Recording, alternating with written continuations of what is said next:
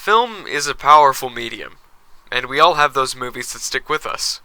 Those singular stories that, for one reason or another, have meant so much more to us than they probably should.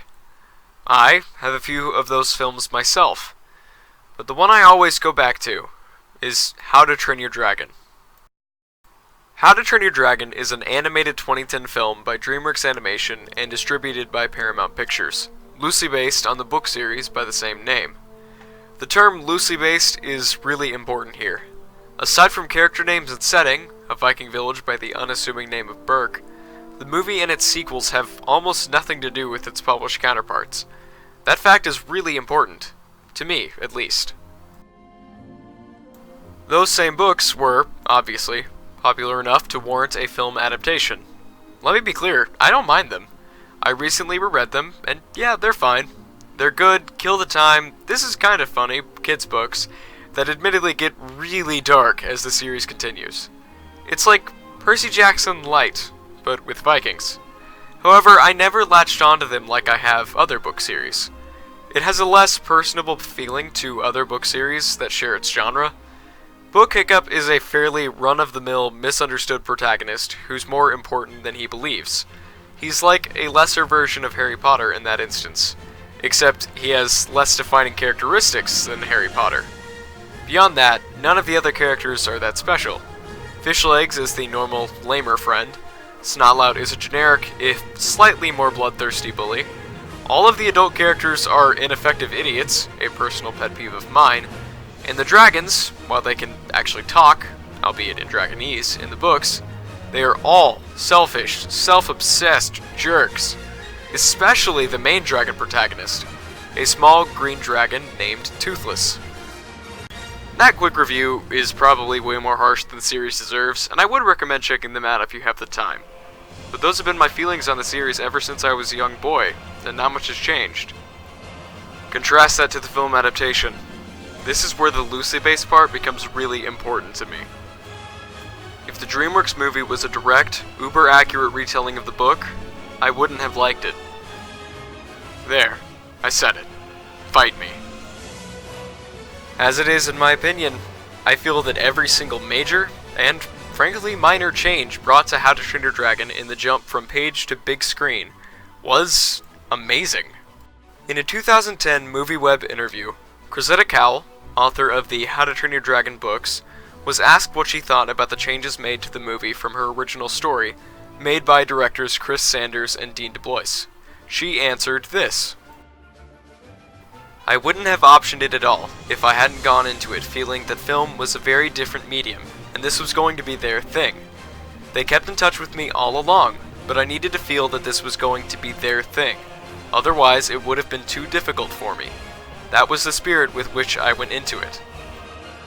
Further down, in the same interview, she says, I'm not a rules kind of person. I don't think that there's a certain way that you have to adapt a book into a movie. Some books can be adapted into movies very, very closely, and they can be made into wonderful movies. Some wonderful books have been made into movies where they tried to keep very close to the book, and it didn't work. I don't think there's necessarily a rule for these things, and that's the spirit I went into it with. That's why I was ultimately comfortable with the changes that were made, and I don't think it was necessary for the movie to be exactly the same. I just wanted it to be a good movie. And a good movie it was. As stated prior, the two main characters of the How to Train Your Dragon books are standard characters. Hiccup is the poor man's Harry Potter. Misunderstood, a bit weaker than your average Viking, chosen by fate for greatness because he's basically a Tony Stark in a village full of, mole people. I swear that's a reference comic fans get, probably. Toothless is a cat. That's all. A soulless cat who does care for his master, but only helps when it compels him and when he knows it's necessary. The rest of the time he's pretty much dead weight. The duo in the movie is way better.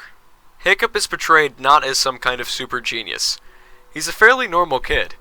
Still, he's a good inventor in Norse Viking times, so he's still a Tony Stark, but everyone else isn't really. Mole people, they're more like first few movies Thor level intelligence. That adult intelligence thing is one of my favorite book-to-movie changes, but I'll get into that later. But the main difference is that Hiccup in the movies wants to be included. Book Hiccup just kinda coasts by, praying not to be noticed, because if he's noticed, he will be picked on and berated to no end because of his differentness. Movie Hiccup wants to overcome these differences using his own skills at the beginning of the movie, but doesn't know how. That is where Toothless comes in. One of the more major book-to-movie differences is in the relationship between man and dragon. Book-wise, dragons are fairly sentient, disgruntled pets who only wait on humans because it's mutually beneficial. Movie-wise, the dragons and Vikings are at war, and have been for some time. It's become a rite of passage for a young Viking to slay their first dragon, and it's Hiccup's main driving force at the beginning of the movie. He does succeed in shooting down a dragon, the rarest type in fact, a Night Fury. Movie Toothless is this Night Fury. Soon after, Hiccup has the chance to kill this down Night Fury, and thus become a real Viking hero. But in his compassion, he realizes the dragon is crippled. He lost a tail wing, and thus can't fly. And seeing himself in the scared eyes of this great beast, he does not kill him and instead saves him. In turn, the Night Fury also has the chance to kill the boy, but does not. I talked about Book Toothless, but Movie Toothless is another character entirely. He is less sentient, sure, but also far kinder.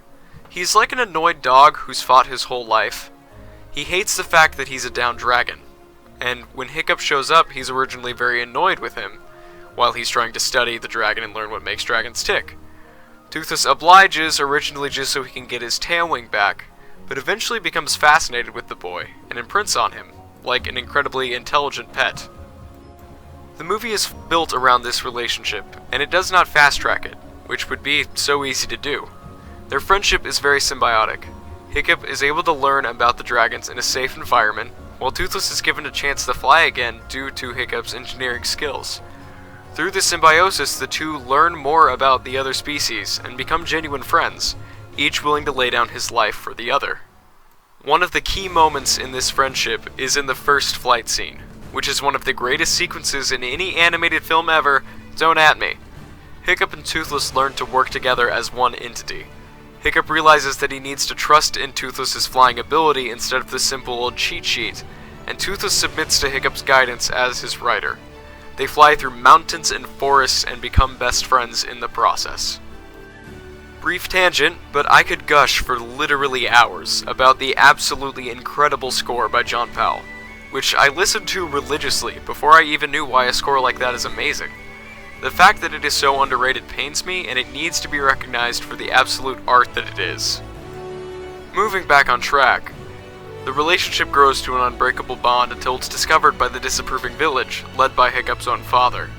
Bad stuff happens and the Vikings are forced to reevaluate the idea that the dragons are their enemies when they see Hiccup and Toothless, and several other Viking teens, working in tandem with dragons to defeat the ultimate threat. It's a beautiful story. One of my favorite parts of this story in the movie is in fact the disapproving father, Stoic the Vast, and to an only slightly lesser extent, his second-in-command, Gobber the Belch. In the books, they are idiots, plain and simple. Stoic loves his son, yeah, but he can never show it, and more often than not is portrayed as an obstacle more than a genuine person. Similarly, Gobber is just the mad teacher and nothing else. The movie gives them something they never had in the books: character. Stoic loves his son, but he feels the hardship of leading a village always terrified for their lives at the threat of another dragon assault. He's had to rebuild his village time and again because of the damage done by their sworn enemies. The fact that the mere thought of becoming friends with the dragon disgusts him makes sense, and is totally believable. He doesn't want his son to be hurt by this thing he's put his trust in, even though he can't formulate the words to say it. He is one of the best characters in the film and far outshines his book counterpart. When he finally accepts the relationship formed between Hiccup and Toothless and sees the dragons are indeed misunderstood, living, breathing creatures, it is so rewarding in a goosebump-inducing sense. And his fears about Hiccup being hurt by Toothless are firmly dispelled in the end. Which brings us to a scene which is glossed over in many reviews and overviews of the movie, but one that strikes me in a very tender spot. In the climax of the film, After defeating the giant ultimate dragon threat amidst a massive swirling fireball, Toothless is on the ground. His wings are closed in pain, Hiccup's riding harness is mangled and destroyed, and Hiccup nowhere to be seen. Stoic sinks to his knees, overwhelmed with sorrow, and apologizes to his son, presumed dead. The entire Viking clan lowers their heads in sorrow. The dragons, too, knowing that Hiccup was the one who orchestrated their liberation, pay respects in their own way.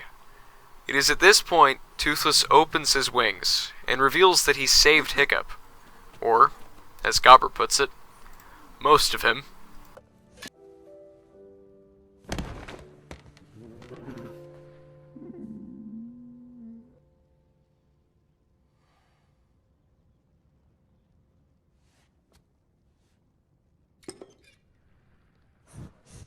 Hiccup lost his leg saving his village. It's rare that a character in an animated kids film loses something like that. I kind of relate. No, I am not an amputee. I cannot begin to imagine what that is like. But the fact that a hero I so cling to is one, it's kind of hard to put into words why that affects me so much. But I can try. This movie came out just before I experienced the hardest time of my young life. But among other admittedly greater things, like God, my family, friends, Star Wars, and Lego, this movie helped me through. The problems I felt I related to Hiccup. Losing a leg related to the pain that I felt. Toothless being there for Hiccup felt like my best friend being with me throughout my circumstance. I built with Lego just like Hiccup built his contraptions. I felt like I was Hiccup, to a certain extent. And I kind of still feel that way. Hiccup is the character I empathize the most with, in all of fiction. As I've matured, I know why this movie stuck with me so much. I now know why it endures as one of my favorite films of all time. Every time I watch it, I find a new reason to love it. There's a ton I didn't cover here, like why Astrid is amazing, why Hiccup and Astrid's relationship is uniquely heartwarming, all the great dragon designs, the animation, the music, but rest assured I love it all. And that's not even covering the sequels, which are objectively even better than the first. And that's why How to Train Your Dragon is a fantastic movie. One of my favorite films of all time. Why it blows the books out of the water. And why Hiccup is my favorite protagonist in animation. Finally, I can tell why it stuck with me all of these years. How to Train Your Dragon is one of the best movies I've ever seen, and no one will ever be able to change my mind about that fact.